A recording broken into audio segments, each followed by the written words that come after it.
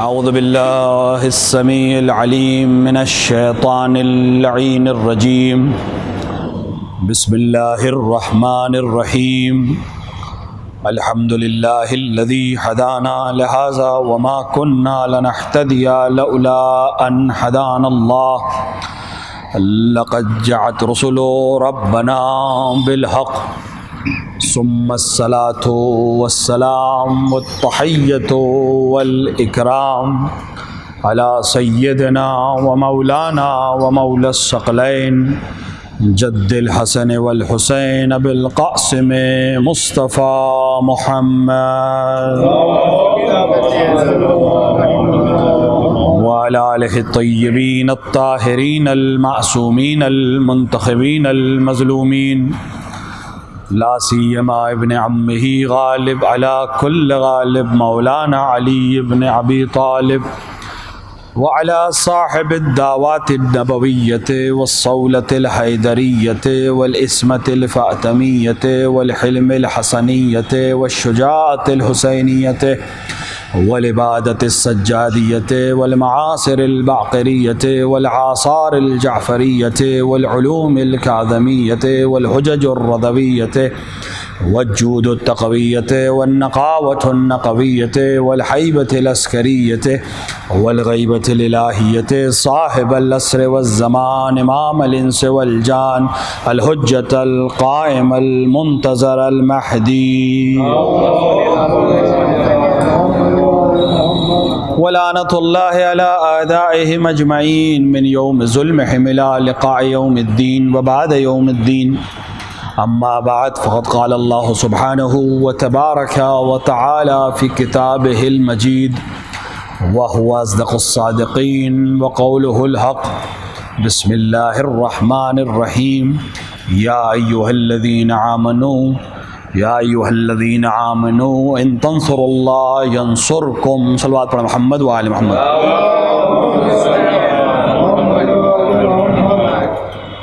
قرآن مجید میں خداوند عالم ایمان لانے والوں کو خطاب کر کے ارشاد فرما رہا ہے کہ اے ایمان لانے والوں، اگر تم اللہ کی مدد کرو گے تو اللہ تمہاری مدد کرے گا۔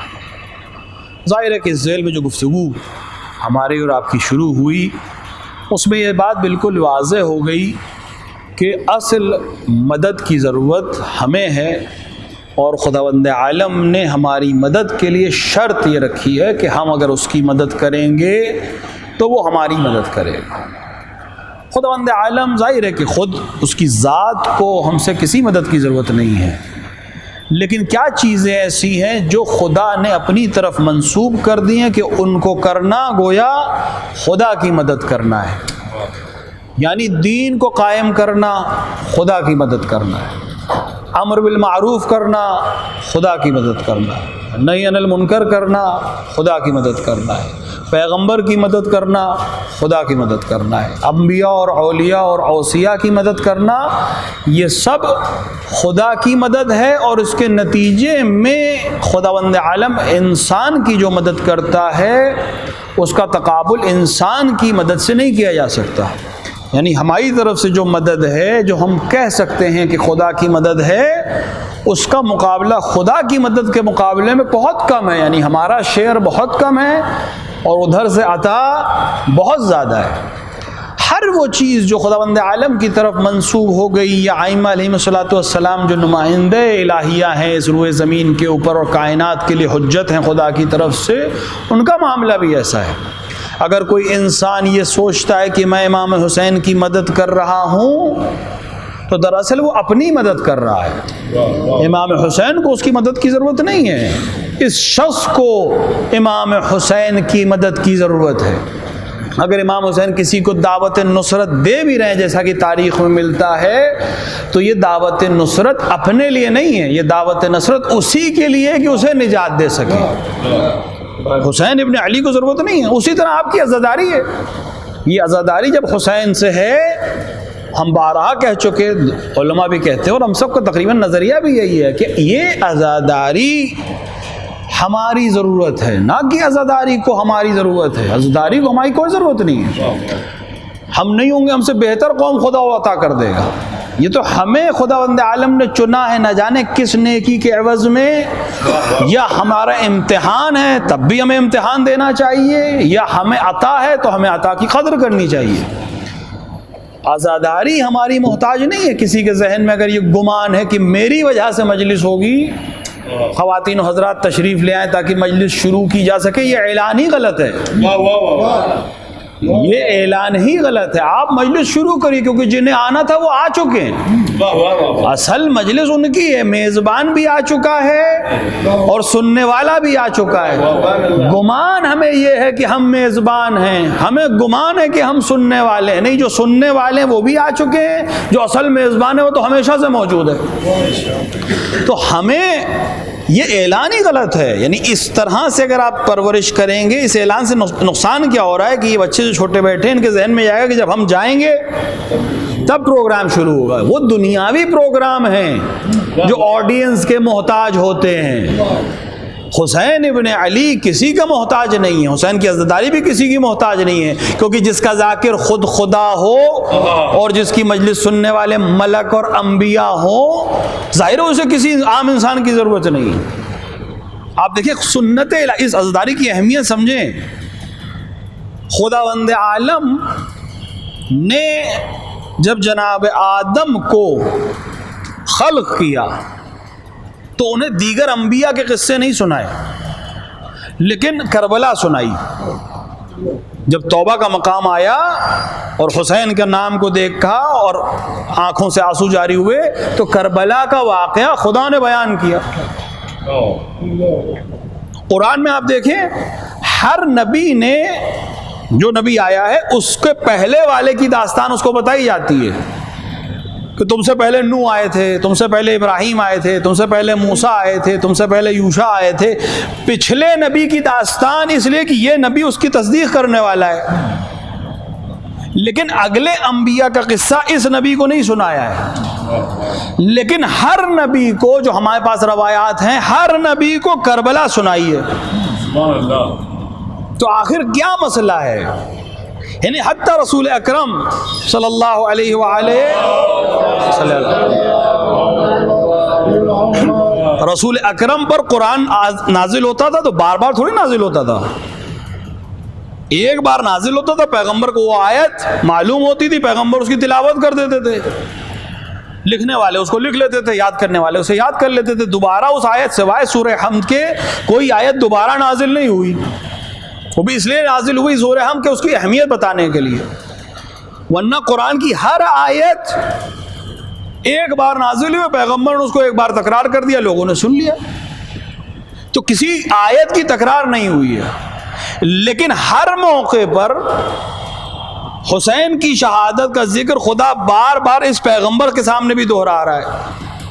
جب ولادت ہوئی امام حسین کی تب بھی ذکر ہوا، جب امام حسین کو چوٹ لگی تب بھی ذکر ہوا، جب امام حسین بچپنے میں چل رہے ہیں اور حبیب ابن مظاہر ان کی خاک اپنے ماتھے پہ مل رہے ہیں تب بھی ذکر ہو رہا ہے۔ حسین کی شہادت کا مسلسل ذکر ہو رہا ہے، ایک بار نہیں، مسلسل ذکر ہو رہا ہے۔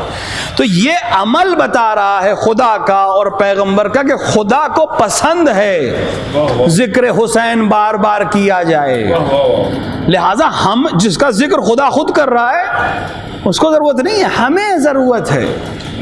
اور یہ بات بھی مسلم ہے کہ جو کوئی انسان اس دنیا میں کسی وجہ سے نام پا گیا ہے، خطیب ہونے کی حیثیت سے، ذاکر ہونے کی حیثیت سے، شاعر ہونے کی حیثیت سے، نوحہ خوان ہونے کی حیثیت سے، کسی بھی وجہ سے اگر عزاداری کے کسی رکن پر عمل کرنے کی وجہ سے اس کا نام ہوا ہے تو یہاں بھی اسی کو ہوا ہے، عزاداری کو اس کا کوئی فائدہ نہیں ہوا ہے۔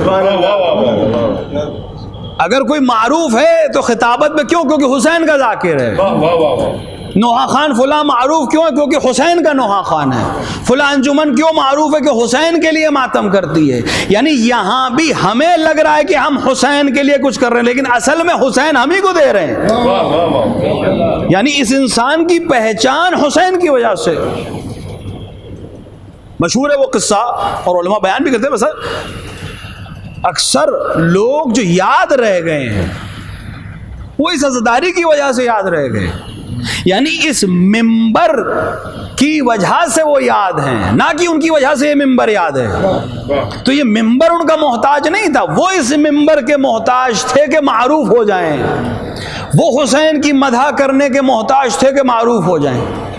تو ہم ضرورت مند ہیں، یہاں خدا اور اس کے اولیاء کا بھی یہی معاملہ ہے، اور ہمیں احتیاط کرنی ہے اپنے ہر عمل میں کہ جب ہم عزاداری کر رہے ہیں، جب ہم ذکر کر رہے ہیں، تو یہ بھی خیال رہے کہ جب یہ ہم کر رہے ہیں تو اس سے ہمیں کچھ لے کر بھی جانا ہے، کیونکہ ہم اس قوم میں سے نہیں ہے کہ آئے بیٹھے سنا اور چلے گئے، بات ختم ہو گئی۔ نہیں، اسلام عمل چاہتا ہے، جو بیان ہوا ہے اس پر عمل چاہتا ہے۔ یہاں خداوند عالم جو کہہ رہا ہے کہ میری مدد کرو تو میں تمہاری مدد کروں گا، اس کا مطلب یہی ہے کہ جب تم شعائر کو بلند کرو گے، میرے دین کو رائج کرو گے، میرے دین پر عمل کرو گے، تو عوض میں تمہاری مدد میں کروں گا، تمہیں نجات عطا کروں گا۔ انسان کو حیات چاہیے، انسان کو نجات چاہیے، یہی دو تو ہدف ہے انسان کی زندگی کے۔ اگر حیات چاہیے تو وہ بھی یہیں سے ملے گی، اگر نجات چاہیے تو وہ بھی یہیں سے ملے گی۔ تو ضرورت پھر ہماری ہوئی نہ کہ ان کی ہوئی، کیونکہ وہ تو خود جانتے ہیں حیات کیا، وہ تو خود خالق حیات ہیں، وہ تو جانتے ہیں ہدایت کیا، ان کو ہدایت کی ضرورت نہیں ہے۔ ہاں یہ جو ہم بار بار کرتے ہیں اس کی وجہ کیا؟ ہدایت کی ایک چھوٹی سی تشریح اپنے جوانوں کے لیے، ہدایت دو طرح کی ہوتی ہے۔ ہماری روزمرہ کی زندگی میں بھی جب ہم کسی کو گائیڈ کرتے ہیں، ہدایت یعنی گائیڈنس، دو طرح سے آپ گائیڈ کرتے ہیں۔ ایک دفعہ آپ راستہ بتاتے ہیں، کسی نے آ کر آپ سے پوچھا یہاں سے اسے کسی جگہ جانا ہے، آپ نے کہہ دیا ادھر سے لیفٹ رائٹ، یہاں جائیے ادھر جائیے پہنچ جائیں گے۔ آپ نے اسے صحیح راستہ بتایا ہے، صحیح میپ اس کو بتا دیا ہے، لیکن آپ کے صحیح بتانے کے باوجود آپ نے ہدایت اسی کر دی ہے، صحیح بتانے کے باوجود بھی ایک احتمال ہے کہ یہ کسی اگلے چوراہے پہ پھر راستہ بھٹک جائے۔ آپ نے صحیح بتایا تھا، لیکن احتمال ہے کہ یہ غلط موڑ جائے، تو ہدایت کے باوجود بھی گمراہی کا خطرہ ہے۔ اور ایک ہدایت یہ ہوتی ہے کہ آپ اس کا ہاتھ تھامیں کہ میں بھی اسی طرف جا رہا ہوں، آپ میرے ساتھ چلیے، اور آپ کو وہاں تک پہنچائے جو منزل مقصود ہے۔ یہ جو ہم خدا سے کہتے ہیں اہدنا الصراط المستقیم، اس کا یہ مطلب نہیں ہے کہ ہم ہدایت پہ نہیں، ہم ہیں، لیکن بہت امکان ہے کہ اگر صرف راستہ پتا ہو تو کہیں ادھر ادھر ہو جائے، لہٰذا ہمارے ہاتھ کو حرام تھامے رکھنا تاکہ ہم صحیح منزل تک پہنچ جائیں۔ ایک صلوات پڑھیں محمد وآل محمد،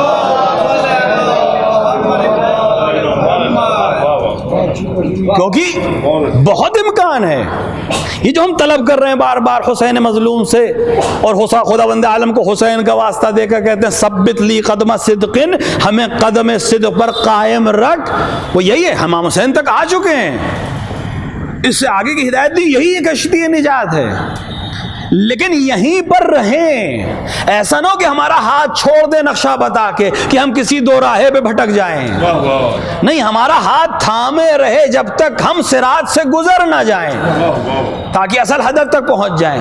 یہ ہے اصل ہدایت جس کے ہم طلبگار ہیں، اور یہ حسین کے علاوہ کوئی نہیں دے سکتا، کیونکہ خود رسول نے فرما دیا ان الحسین مصباح الہدی، ان کی تاکید ہے، حسین چراغ ہدایت ہے۔ تو یہ چراغ ہدایت صرف راستہ بتانے والا چراغ نہیں ہے، ہمیں عقل سے کام لے کر اس چراغ کو تھامے رہنا ہے تاکہ ہم کہیں بیچ میں ادھر ادھر نہ ہو جائیں۔ اور اس کا بہترین طریقہ کیا ہے کہ ان اصحاب کا ذکر کرتے رہیں جو حسین کے ساتھ تھے، اس لیے نہیں کہ ان کے نام یاد ہو جائیں ہمیں، اس لیے نہیں کہ لوگ کہیں کہ صاحب ماشاءاللہ ان کو 72 شہداء کے نام یاد ہیں، وہ بچپنے کا مسئلہ تھا کہ اللہ ایک اور پنجتن 5 امام 12 و معصوم 14، کربلا کے شہید 72، وہ بچپنے کا مرحلہ ہے، لیکن جب عقل رشد کر جائے گی تو صرف اللہ ایک کہنے سے کام نہیں چلے گا، کیوں ایک ہے یہ بھی بتانا پڑے گا۔ پنجتن 5 میں صرف نام سے کام نہیں چلے گا، پھر ان کی معرفت جس حد تک ہے، یعنی جتنا خدا نے عطا کیا ہے اس حد تک ہونی چاہیے۔ یہ خدا بھی بہتر جانتا ہے کہ اس نے کتنا دیا ہے، اور انسان بہتر جانتا ہے کہ میرے پاس کتنا کیلیبر ہے، کوئی اور نہیں کسی کے سلسلے میں فیصلہ کر سکتا۔ تو ان شہداء کا نام لینے کے بعد خاموش نہیں ہو جانا ہے، دیکھنا ہے کہ انہوں نے ایسا کیا کیا کہ وہ حسین کے ساتھ ہو گئے، انہوں نے ایسا کیا کیا کہ اس آیت پر عمل کرنے والے بہترین مصداق ہیں اور ہمارے لیے آئیڈیل ہیں۔ تو ایک صفت میں نے اشارہ کیا تھا پرسوں کی مجلس میں، کچھ اس کی چیزیں کل پیش کی تھی، کہ ایک چیز جو ان کو الگ کرتی ہے باقی تمام لوگوں سے وہ ہے بصیرت، ویژن۔ اس بصیرت کے نتیجے میں ایک اور صفت آتی ہے انسان کے اندر، وہ ہے وظیفہ شناسی۔ اس وقت میری ذمہ داری کیا ہے؟ جو انسان یہ سمجھ لے کہ اس وقت اس کی ذمہ داری کیا ہے، وہ کسی بھی معاملے میں پیچھے پھر نہیں رہے گا، کیونکہ یہ بہت اہم ہے کہ انسان یہ جان لے کہ اسے کرنا کیا ہے۔ کسی بھی ٹیم میں، کسی بھی آرگنائزیشن میں، اس آرگنائزیشن کا فرد ہو جانا ایک چیز ہے، لیکن اپنی ڈیوٹی سمجھ لینا یہ بہت اہم ہے، کیونکہ اگر ڈیوٹی سمجھ میں نہیں آئی، وظیفہ سمجھ میں نہیں آیا، میرا یہاں کیریکٹر کیا ہے، مجھے کیا رول پلے کرنا ہے، اگر یہ پتہ نہ ہو تو آرگنائزیشن میں رہ کر بجائے فائدہ پہنچانے کے نقصان بھی پہنچا سکتا ہے انسان۔ تو اپنا رول معلوم ہونا چاہیے۔ جب رول کی بات آتی ہے، وظیفہ شناسی کی بات آتی ہے، تو تین طرح کے لوگ ہیں۔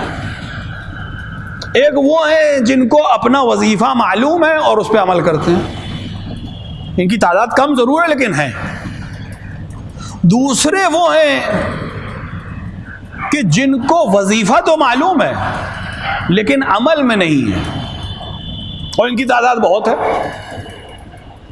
اور تیسرے وہ ہیں کہ نہ صرف اپنے وظیفے پہ عمل نہیں کرتے ہیں بلکہ جو کرتے ہیں ان کو بھی روکتے ہیں۔ تاریخ میں آپ کو نمونے مل جائیں گے۔ حسین، اب ہم الٹا چلیں تاکہ آسانی سے پہنچ جائے مقصد تک۔ کچھ لوگ ایسے ہیں جو نہ صرف یہ کہ اپنے وظیفے پہ عمل نہیں کر رہے ہیں بلکہ دوسرے کو بھی روک رہے ہیں۔ جب حکم آیا مدینے کی بیعت لو تو صرف حسین سے تو بیعت لینے کی بات نہیں ہوئی تھی، تین عبداللہ ہے تاریخ میں، تینوں سے بات ہوئی، تینوں کا نام ہے اس خط میں، عبداللہ ابن عمر، عبداللہ ابن عباس، عبداللہ ابن زبیر۔ حسین کے علاوہ ان لوگوں سے بھی بیعت لینی ہے۔ حسین نے تو علل اعلان کر دیا کہ مجھ جیسا یزید جیسے کی بیعت نہیں کر سکتا، موقف ظاہر ہو گیا۔ یعنی حسین کے اس عمل نے کیا کیا؟ حسین کے اس عمل نے ہر اس انسان کے لیے مسئلہ حل کر دیا جس کو وظیفہ نہ معلوم ہو۔ ایسے بہت سے لوگ ہو سکتے ہیں، ایسے بہت سے لوگ ہو سکتے ہیں جن کو وظیفہ نہیں معلوم ہے، ممکن نہیں پہنچ پا رہے ہیں وہاں تک، اتنی معرفت نہیں ہے۔ تو حسین کے اس جملے نے موقف ظاہر کر دیا، واضح کر دیا کہ اس وقت مومن کا وظیفہ کیا ہے، کیونکہ کہا مثلی لا یبایع مثلہ، یعنی کہا میں نہیں کروں گا، میرے جیسا اس جیسے کی بیعت نہیں کرے گا۔ یعنی حسین نے کرائٹیریا طے کر دیا۔ اب جو مومن ہے اگر اس کو کل تک وظیفہ نہیں بھی معلوم تھا تو حسین کے اس جملے نے وظیفہ واضح کر دیا ہے کہ اس وقت وظیفہ یہ کہ بیعت نہیں کرنا ہے۔ مثلی لا یبایع مثلہ، میرے جیسا اس جیسے کی بیعت نہیں کرے گا۔ تو اب اگر کسی کے ذہن میں ہو کیا رہے کیا نہیں کریں، کانٹ سے والی جو ایک تصویر آج کل بننے لگی ہے، یس نو کانٹ سے، یہ کانٹ سے والوں کے لیے حسین نے واضح کر دیا کہ یہاں یس یا نو ہے، اور میرا موقف یہ کہ نو۔ یہ باقی تین افراد بیعت عبداللہ ابن عمر نے بھی نہیں کی، بیعت عبداللہ ابن زبیر نے بھی نہیں کی، بیعت عبداللہ ابن عباس نے بھی نہیں کی۔ لیکن عبداللہ ابن عباس ایسی شخصیت، ایسا نہیں جانتے نہیں ہیں، علم ہی نہیں رکھتے، امیر المومنین کے شاگرد ہیں تفسیر قرآن میں، لیکن بجائے اس کے کہ حسین کے عمل کو فالو کریں، حسین کو روک رہے ہیں۔ تاریخ کہہ رہی ہے کیا براق نہ جائیے، جا رہے ہیں تو ان کو لے کے نہ جائیے، گھر والوں کو لے کر نہ جائیے۔ یعنی کتنی عجیب بات ہے، یہ انسان نہ صرف اپنے وظیفے پہ عمل نہیں کر رہا ہے، جو عمل کرنے جا رہا ہے اس کو بھی روک رہا ہے، اس کو بھی روک رہا ہے۔ یعنی عبداللہ ابن زبیر نے اگر رات کے اندھیرے میں سفر کر لیا، عبداللہ ابن عمر بھی رات کے اندھیرے میں مکے چلے گئے، وہ بہرحال ایک الگ موقف ہے، لیکن اس شخصیت سے توقع نہیں ہے کہ یہ حسین کو روکے۔ اسے تو فالو کرنا چاہیے تھا حسین کو کہ حسین جب موقف طے کر چکے تو یہی میرا بھی موقف ہے. کسی نے اعتراض جو امام حسین پہ مسلسل اعتراض مختلف علماء نے کیے ہیں، ان میں سے کسی نے اعتراض کیا تھا کہ جب سب نے بیعت کر لی تھی تو امام حسین کو بھی کر لینی چاہیے، کیا ضرورت تھی؟ یعنی ایسا سوال کہ جس کا جواب مودودی جیسے متعصب نے بھی برداشت نہیں کیا اس جملے کو. مودودی متعصب ہے، اہل سنت عامہ میں سے ہے، لیکن اس نے بھی کہا کہ یہ سوال ہی غلط ہے. سوال یہ کہ جب حسین نے بیعت نہیں کی تھی تو دوسروں نے کیسے کری؟ مودودی اس تعصب کے ساتھ مودودی بتانا یہ چاہتے ہیں کہ تم نے معیار غلط بنایا ہے. حسین حق اور باطل کے معیار کا نام ہے. معیار سے سوال نہیں کیا جاتا کہ تم نے کیا کیا، معیار پر دوسروں کو پرکھا جاتا ہے. ایک سلوات پڑھے محمد و آل محمد.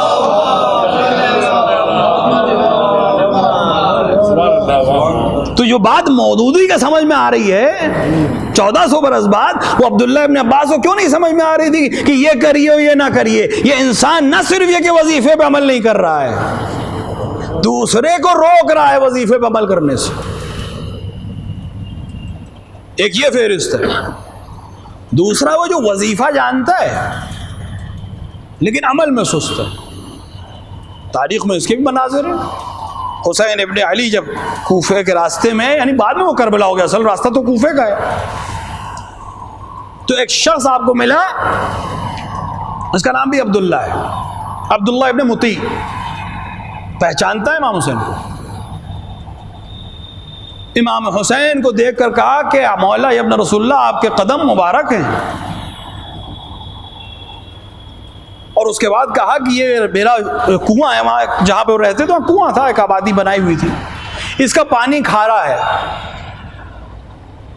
آپ تھوڑا سا پانی تناول کر کے اگر اس کنویں میں دوبارہ ڈال دیں، ہماری آپ کی اصطلاح میں کلی کر دیں، تو یہ بابرکت ہو جائے گا. یعنی امام کو پہچانتا ہے، امام کیا کر سکتے ہیں یہ بھی جانتا ہے. حسین ابن علی نے اس پانی کو لیا، منہ میں رکھا اور دوبارہ اس کنویں میں، ہماری اور آپ کی اصطلاح میں کلی کی. اب جو اس کنویں سے پانی، اس کا سطح بھی اوپر آ گئی، پانی نیچے چلا گیا تھا، وہ پانی بھی اوپر آ گیا اور پانی میٹھا بھی ہو گیا. ایک صلوات پڑھے محمد والے. اس کے بعد حسین نے عبداللہ ابن مطیع سے یہ کہا کہ میں کوفے جا رہا ہوں، کوفے کے لوگوں نے مجھے دعوت دی ہے، میں کوفے جا رہا ہوں.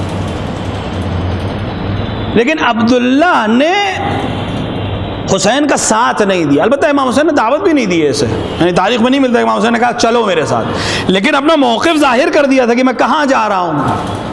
یہ انسان حسین کو جانتا ہے، یہ انسان یہ بھی جانتا ہے کہ حسین کتنے بابرکت ہیں، یہ انسان یہ بھی جانتا ہے کہ حسین صاحب کرامت ہیں، یہ جانتا ہے کہ حسین سے میں کتنے دنیاوی اور اخروی فائدے اٹھا سکتا ہوں.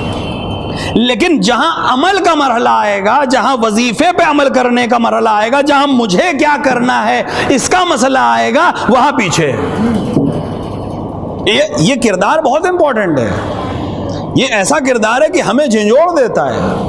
کہیں ہمارا معاملہ حسین ابن علی سے عبداللہ ابن مطیع والا معاملہ تو نہیں ہے کہ ہمیں معلوم ہے کہ آپ بابرکت ہیں، ہمارے گھر میں مجلس ہو تو آپ کے نام پر ہو، ہم دنیا میں صدقہ دیں تو آپ کے نام پر دیں، تاکہ آپ سے جو وجہ مل سکتا ہے وہ میں لے لوں. لیکن جب عمل کی دنیا آئے، جب حسین مجھ سے کیا چاہتے ہیں اس کا مسئلہ ہے، تو میں سستی کر جاؤں.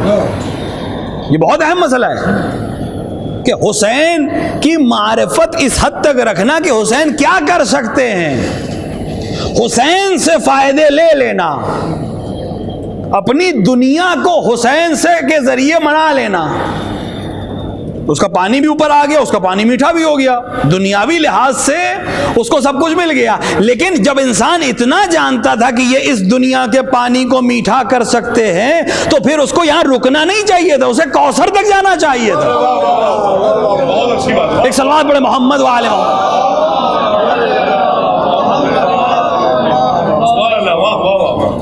کسی شخص نے کہا، دعا کر رہا تھا، حاجت طلب کر رہا تھا، کوئی دنیا کی کوئی چیز، کسی عالم دین سے سوال کر رہا تھا، وظیفہ کر رہا تھا 30-35-40 دن کا وظیفہ. اس عالم دین نے ان سے کہا یہ جتنی چیزیں تم مانگ رہے ہو تو میں تمہیں دے سکتا ہوں. یہ تم جو اہل بیت سے مانگ رہے ہو, کس معصوم سے توسل کر رہا تھا نہیں ہے میرے ذہن میں, جس معصوم سے بھی توسل کر رہے ہو یہ تو میں تمہیں دے سکتا ہوں. یعنی ان کے غلاموں کا غلام ہو کر میں تمہارے لیے اگر دعا کر دوں تو یہ مل جائے گا. تو کہا پھر ان سے کیا مانگے؟ کہا ان سے آخرت مانگو, دنیا تو میں بھی تمہیں دے سکتا ہوں. وہ جس چیز کے مالک ہیں وہ ان کے علاوہ کوئی نہیں دے سکتا. دنیا تو کوئی بھی دے دے گا, آخرت ان کے علاوہ کوئی نہیں دے سکتا. عبداللہ ابن متی نے دنیا لے لی لیکن آخرت چھوڑ دی. اگر حسین کی مدد کرتا, اپنے وظیفے پہ عمل کرتا تو آخرت کا خریدار ہو جاتا. یہ شخص ہے عبداللہ ابن متی. ایک دوسرا شخص ہے عبداللہ ابن متی کو امام حسین نے دعوت نہیں دی تھی, صرف اس کی مدد کی. یعنی اس نے دنیا مانگی, حسین نے اس کو دنیا دے دی لیکن اس کو دعوت بھی نہیں دی. ایک دوسرا شخص ہے حر جوحفی. یہ وہ شخص ہے جس تک حسین خود گئے اور حر جوحفی سے کہا کہ میں کوفے کی طرف جا رہا ہوں اور میرا قصد یہ ہے, تم اگر میرے ساتھ چلو تو خدا تمہارے سارے گناہوں کو بخش دے گا. یعنی گناہگار ہے انسان, دنیا طلب ہے انسان. خود حسین کہہ رہے ہیں کہ اگر میرے, یعنی ایک تو دعوت دے رہے ہیں فرزند رسول, دوسرا اس کو وعدہ دے رہے ہیں کہ دنیا میں جو کچھ اب تک کیا ہے وہ سب معاف ہو جائے گا.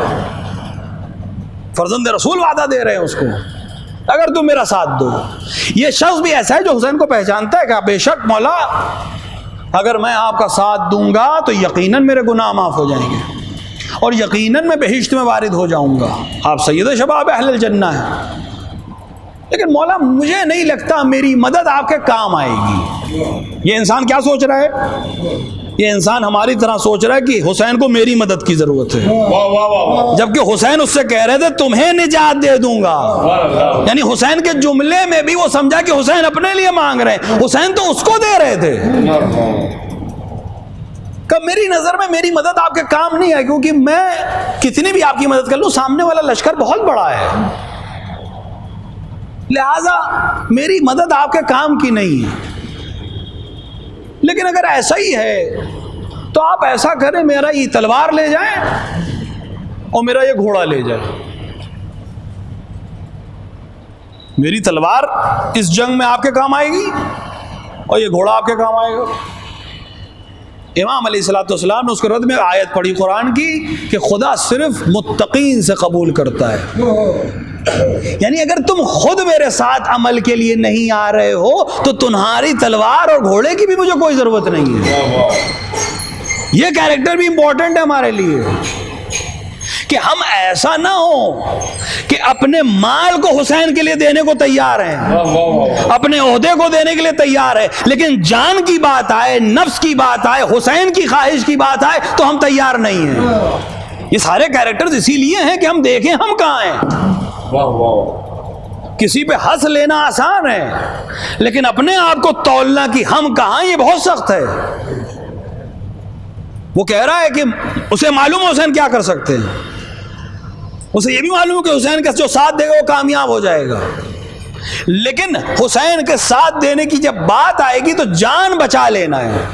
میں اپنی جان حسین پہ فدا نہیں کر سکتا, یعنی میری معرفت ابھی یہاں نہیں پہنچی ہے.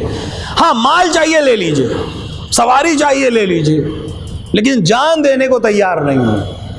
یعنی اگر پیسہ خرچ کرنے کی بات آئے امام حسین کے نام پہ کوئی بات نہیں, لے جائیے, بہت بڑی سبیل لگوا لیجئے, بہت بڑا امام بڑا بنوا لیجئے, لیکن جہاں حسین چاہتے ہیں کہ میں کروں وہاں نہیں. تو یہ دو طرح کے لوگ ہو گئے. تیسرا جو کامیاب ہوا, جو صفت ہے سید الشہداء کے ساتھیوں کی, وہ ہے وظیفے کو پہچاننے والے اور اس پہ عمل کرنے والے. جیسے ہی وظیفہ ظاہر ہو جائے اس پہ عمل کرنا ہے. ان دو کے علاوہ حسین نے زہیر ابن قین کو بھی دعوت دی تھی. اب بتا, خود زہیر ابن قین ایک ایسا کردار ہے جس پہ ایک الگ بحث کی ضرورت ہے, کیونکہ بہت سے لوگوں کے ذہن و گمان میں ہے اور اکثر علماء بھی یہ کہہ دیتے ہیں کہ زہیر ابن قین مذہب عثمانی پہ تھے اور بعد میں امام حسین سے ملحق ہوئے، لیکن ہم نے جو تحقیق ابھی لکھی ہے اور کتاب کی شکل میں انشاءاللہ بہت جلد آئے گی، اس میں ہم نے اس چیز کو ثابت کرنے کی کوشش کی کہ زہیر ابن قین کبھی بھی عثمانی مذہب نہیں تھے۔ زہیر ابن قین ان لوگوں میں تھے کہ جو معروف تھے، لہٰذا انہیں اپنا دین چھپا کے چلنا تھا تاکہ وہ وقت آنے پہ حسین کی مدد کر سکے۔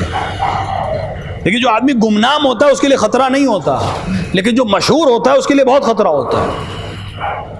بہرحال وہ ایک الگ بحث ہے۔ زہیر ابن قین کے پاس حسین نے قاصد بھیجا کہ اگر ابھی تک وظیفہ نہ سمجھ میں آیا ہو، جبکہ میرا یقین ہے کہ ان کو وظیفہ معلوم تھا، کیونکہ اگر وظیفہ نہیں معلوم ہوتا تو وہ اس طرح سے دوری بنا کے نہ چل رہے ہوتے۔ جس انسان کو کسی سے دوری اختیار کرنی ہوتی ہے تو وہ یا ایک دن رک جاتے، پورا 2-3 دن رک جاتے کہ حسین نکل جائے، یا خود آگے نکل جاتے، ایک آدھ دن زیادہ سفر کر لیتے۔ یہ دوری کی ایک منزل سے زیادہ آگے پیچھے نہ ہو، بتا رہی ہے کہ زہیر جانتے میرا وظیفہ کیا ہے، شاید امر مولا کے منتظر ہیں کہ کس وقت ساتھ ملحق ہونا ہے۔ میں ساتھ تو چل رہا ہوں، لشکر میں کب آنا ہے یہ آپ بتائیے۔ یہ وظیفہ شناسی کے علاوہ کچھ نہیں ہو سکتا۔ دیکھیں زہیر ابن قین حج کر کے لوٹے، حسین حج والے دن نکلے ہیں، صرف ایک دن رکے ہیں بیچ میں، باقی رفتار تو وہی ہے جو عادی رفتار ہوتی ہے۔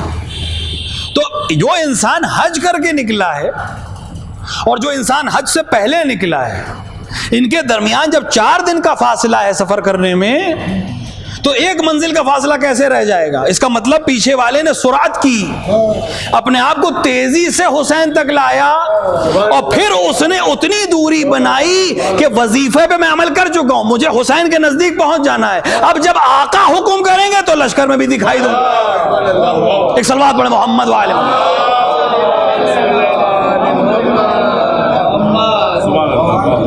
یہ وظیفہ شناسی کی مثال ہے۔ حسین ابن علی جب کہیں گے میں آ جاؤں گا،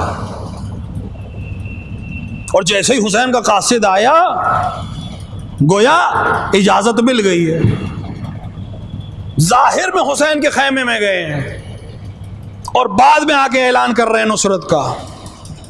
لیکن جتنے باتیں جناب زہیر ابن قین سے منسوب ہیں کربلا میں، بتا نہیں کہ زہیر ابن قین سب کچھ جانتے تھے۔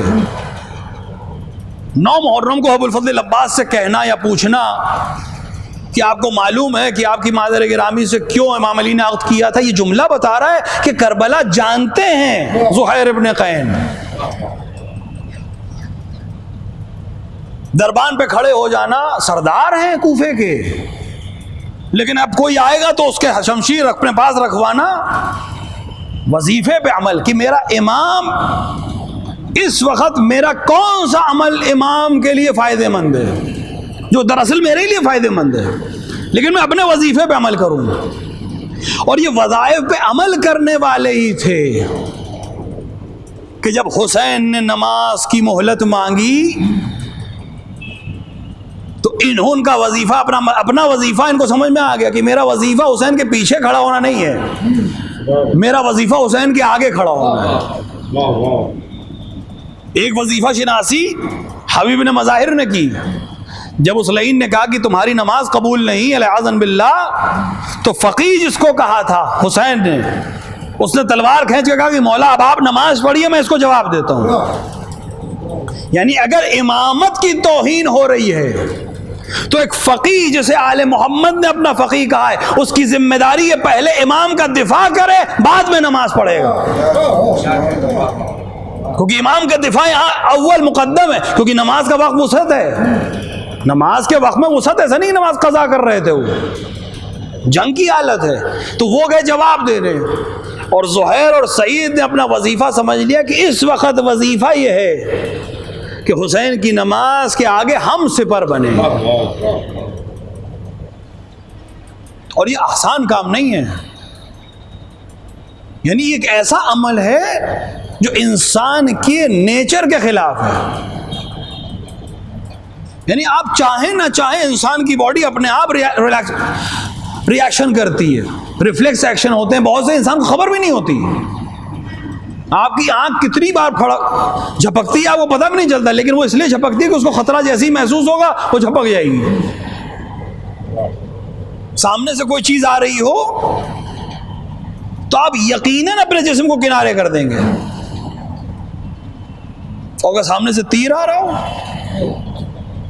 سامنے سے نیزہ آ رہا ہو، وہ بھی 1-2 تیر نہیں، 3-3 ہزار افراد تیر چلا رہے تھے، کیسے مسلمان تھے؟ نمازیوں پہ حملہ کر رہی ہے، جدید بات نہیں ہے مسجد میں حملہ ہونا، مدرسوں میں حملہ ہونا، بچوں کو قتل کرنا، یہ ادھر ہی کی وراثت چلی آ رہی ہے، ادھر بھی وراثت ہے ادھر بھی وراثت ہے۔ حسین نماز پڑھ رہے تھے، نمازیوں پہ تیر چلانا، یہ کربلا کے میدان سے وراثت ملی ایک پورے لشکر کو۔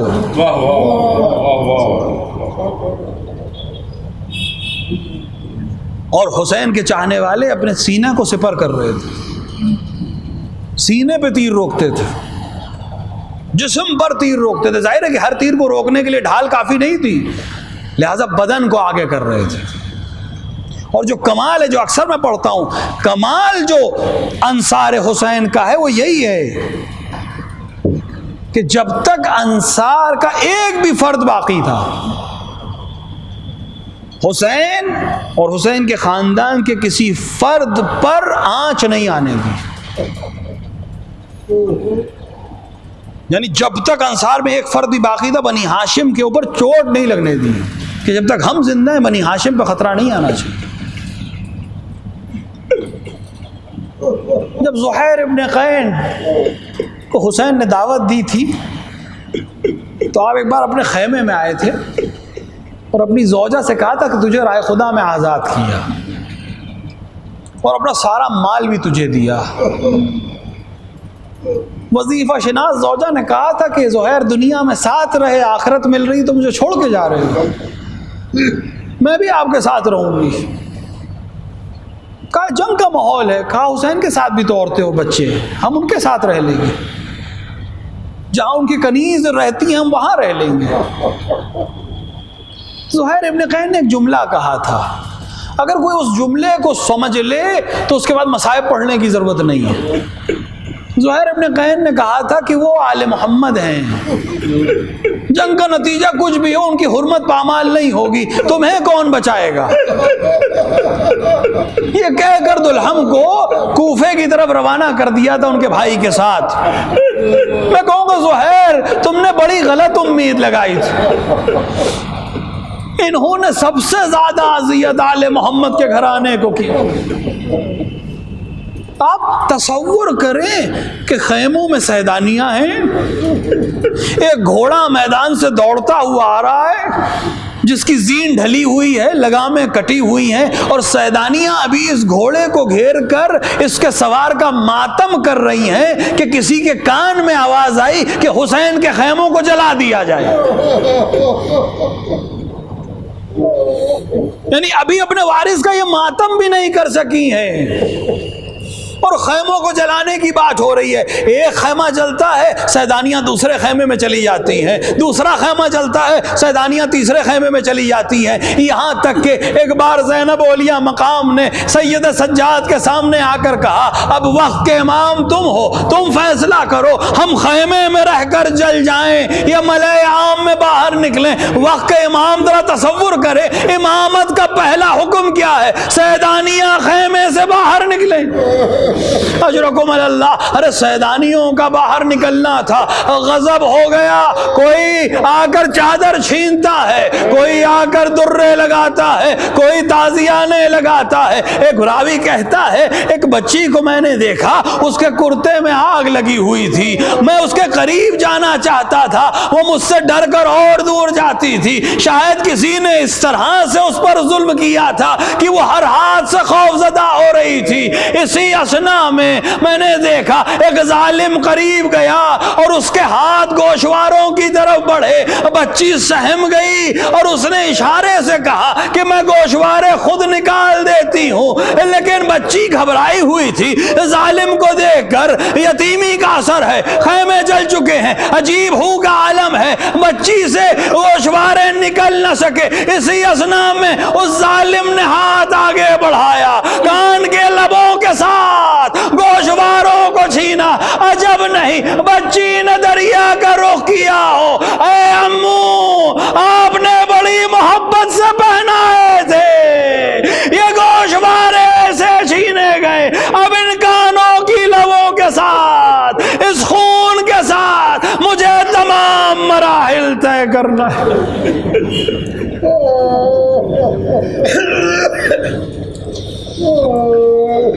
وَسَيَعْلَمُ الَّذِينَ ظَلَمُوا أَيَّ مُنْقَلِبٍ يَنْقَلِبُونَ إِنَّا لِلَّهِ وَإِنَّا إِلَيْهِ رَاجِعُونَ رضاً بقضائه وتسلیما لأمره۔ خدایا ہمارے اس مختصر عمل کو قبول فرما، ہمارے درمیان جو حاجت مند ہیں ان کی حاجتوں کو پورا فرما، جو بیماروں نے شفاء کاملہ و عاجلہ عطا فرما، دنیا میں جہاں جہاں بھی شان حیدر کرار ان کی جان و مال و عزت و آبرو کی حفاظت فرما، علماء اعلام اور راجہ کرام کا سایہ ہمارے سروں پر محفوظ رکھ، اتباعت عالیات حسن آخر شام کی حفاظت فرما۔ خدا یہ زندگی میں ان کے قبور کی زیارت اور آخرت میں ان کی شفاعت سے بہرہ مند فرما۔ خدایا منتقم کربلا کے ظہور میں تعجیل فرما، اندر ظہور اپنے امام کو پہچاننے ان کی نصرت کرنے کی توفیق عطا فرما۔ ربنا تقبل منا انک انت السمیع دعا۔ حضرات ایک بار سورہ حمد اور 3 بار سورہ اخلاص کی تلاوت فرما کر جملہ مومنین و مومنات بالخصوص مرحوم سید محمد رضا معروف بانجم ابن سید احمد رضا، مرحومہ ریحانہ نقوی بنت حبیب حسن نقوی، ارشد مہدی ابن اظہر حسین و خانوادہ مرتضی حسین کے مرحومین کو ایصال فرما دیں۔ بسم اللہ۔